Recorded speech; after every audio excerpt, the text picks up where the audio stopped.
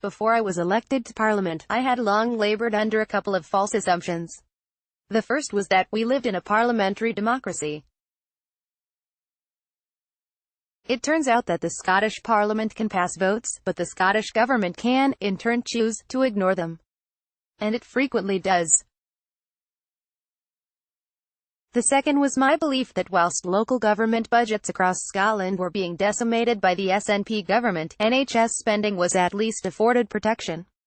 So I was surprised when I turned up to my first MSPs and EMPS briefing at NHS Lanarkshire in the summer of 2016 to be informed by the board's chief executive, in the passing, that over £20 million worth of savings had to be found by the health board. Savings, red cuts. But this re-education is why I am no longer surprised at the kind of damning indictment of the Scottish Government's management of the National Health Service contained in this week's Audit Scotland report. This independent investigation shows the SNP's underfunding of the NHS is not sustainable. It shows that patients are being repeatedly failed, with the number of people waiting more than 12 weeks for an inpatient appointment up by 26% on last year. For an outpatient appointment, it is up by 6%. It shows that vacancies for nurses, midwives, consultants and GPs, the beating heart of our health service, are all up. It shows that performance declined against all 8 key national targets between 2016-17 and 2017-18. In fact, the number of boards meeting all key national performance targets sits at 0. And the number of key national performance targets met is just 1. Inevitably, such condemnatory evidence is met with much denial and diversion from the Scottish Government. And so it goes that ministers claim they are spending more on the NHS than the Tories. They argue that the NHS in Scotland is better managed than the NHS in England. While there is no doubt Tory austerity has hurt the NHS in Scotland, as it has in England, this blame game gets nurses, doctors and patients, us, as a country, nowhere.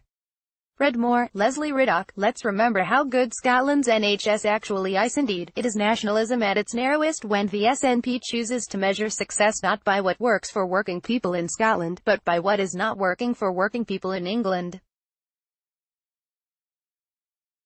That is the sort of political outlook that leads the Scottish Government to detach our health service from the people it is designed to serve. And while the Audit Scotland report is damning, its findings are all the worse because it accurately reflects people's day-to-day experience of the NHS. Since 2012, more than 150,000 people have not been treated for cancer on time, despite a legal obligation, signed into law by Nicola Sturgeon, to ensure they are. If that alone were not enough, earlier this week, the new Cabinet Secretary for Health was forced to admit the SNP would not be able to start fully meeting this legal guarantee until 2021, a further 3 years, and almost a full decade on from when Nicola Sturgeon initially made her promise. That is an abject failure that should shame this government and its ministers, although it is increasingly clear they are long past shame. Indeed, not only are they content to brazenly fail patients, they are content to fail communities and the hard-working staff of the NHS too. Last week, Scottish Labour research findings harvested from Freedom of Information requests to every health board in Scotland revealed that the number of absences due to NHS staff suffering stress has soared in recent years.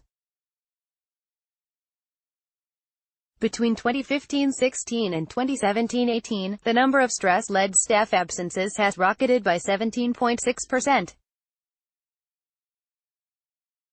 As a result, the equivalent of more than 1 million working days have been lost during this period, heaping further pressure on under-resourced hospitals, health services and those staff picking up the strain. These workers care for us, but we are letting them down in our duty of care to them.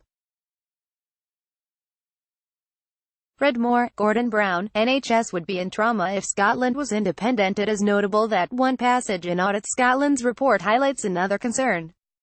It is not clear to what extent the public, staff, and NHS boards have been involved in some decisions to change how services are accessed and delivered, says the report. So there continue to be question marks over the governance and democratic accountability of vital local services. In communities across the country, local action groups are springing up to defend local health services, and all because the government does not want to face the most basic truth, that our NHS is desperately short of vital funds, given the level of demand that it now faces. And that is the crucial lesson of this week, the week that has once again shown how the NHS is being let down. If it is to thrive into the 21st century, as it did in the 20th, it needs real change. Not in the hard work of its doctors and nurses, or its porters and support staff, but in its funding and resources. Throughout the 70-year history of the NHS, only Labour has had the ideas, and, crucially, the will, to properly resource and fund our health service. Once again, only Labour will ensure the richest pay their fair share to get the NHS fit for the future and free at the point of need. In the end, the challenge for us all is to understand that public health is not merely the absence of disease but the overall physical, mental and social well-being of the whole population. And for that we all share a collective responsibility, not least in tackling the huge health inequalities which still scar our society.